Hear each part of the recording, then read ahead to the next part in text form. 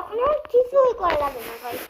তো গাইস আগের বার ওই যে আমি দেখি বড়দের হাতে নিফাট খেলতেছি। আমি ভাবি বড়দের সাথে কেন নিফাট খেলতেছি, নিফাট এখন তো ছোট আছে, তো বড় হয়ে গেলে আর একটু আমার মতো শর্ট দেখবে, বড় হয়ে গেলে আমার মতো শর্ট দেখা শুরু করবে। কিন্তু গাইস যে